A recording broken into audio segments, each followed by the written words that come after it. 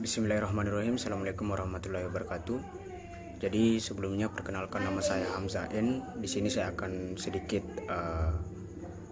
presentasikan soal undang-undang terkait K3. Jadi di dalam undang-undang K3 itu atau undang-undang nomor 1 tahun 1970 tentang keselamatan kerja, undang-undang terkenal sebagai aturan pokok K3. Undang-undang ini mengatur kewajiban perusahaan dan pekerja dalam melaksanakan keselamatan kerja. Jadi Peraturan Menteri Tenaga Kerja Nomor 4 Tahun 1987 tentang Panitia Pembina Keselamatan dan Kesehatan Kerja atau P2K3, Undang-Undang Nomor 23 Tahun 1992 tentang Kesehatan. Undang-undang ini memberi kewajiban bagi perusahaan untuk memeriksakan kesehatan badan, kondisi mental dan kemampuan fisik pekerja yang baru maupun yang akan dipindahkan ke tempat kerja baru, sesuai dengan sifat-sifat pekerjaan yang diberikan kepada pekerja, serta pemeriksaan kesehatan secara berkala. Sebaliknya, para pekerja juga berkewajiban memakai alat pelindung diri atau APD. Jadi di sini selain daripada mereka juga diatur dalam undang-undang ini soal regulasi tentang bagaimana kontrak antara perusahaan dan kita buruh pekerja. Di sini juga kita harus memakai alat pelindung diri kita agar kita dalam semasa bekerja itu terlindungi secara fisik, begitu. Jadi di sini saya akan jelaskan sedikit. Jadi dengan tepat dan benar serta mematuhi semua syarat keselamatan dan kesehatan kerja yang diwajibkan. Jadi di sini harus kita pakai dengan tepat tepat sasaran kita punya alat perlindungan diri ini.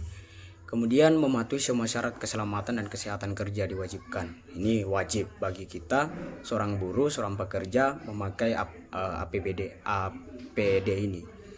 Kemudian Undang-Undang Nomor 3 Tahun 1992 tentang Jaminan Sosial Tenaga Kerja yang saat ini telah diubah menjadi Sistem Jaminan Sosial Nasional. Undang-Undang Nomor 40 Tahun 2004 yang mengatur jaminan sosial tenaga kerja, salah satunya adalah jaminan kecelakaan kerja. Jadi kalau kita mengalami kecelakaan itu kita dijamin oleh perusahaan. Jadi dijamin juga dengan regulasi-regulasi yang sudah ditentukan oleh pemerintah. Kemudian keputusan Presiden Nomor 23 Tahun 1993 tentang penyakit yang timbul akibat hubungan kerja. Peraturan Menteri Nomor 5 Tahun 1996 mengenai sistem manajemen keselamatan dan kesehatan kerja SMK3. Undang-Undang Nomor 13 Tahun 2003 tentang ketenaga kerjaan dalam pasal 86 menegaskan hak pekerja untuk memperoleh perlindungan atas keselamatan dan kesehatan kerja. Jadi hak pekerja itu memperoleh kesehatan dan jaminan kerjanya.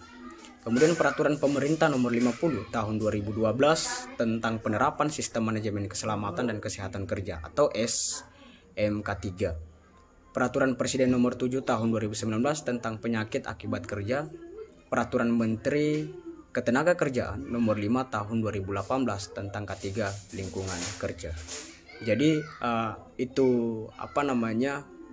regulasi tentang buruh dan perusahaan, di mana perusahaan ini punya regulasi tentang yang mengatur soal buruh, punya regulasi yang mengatur soal bagaimana aktivitas buruh dalam melakukan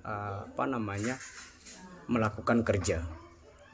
Nah, di sini sudah dijelaskan secara rinci soal undang-undangnya. Di sini sudah dijelaskan secara rinci secara regulasinya.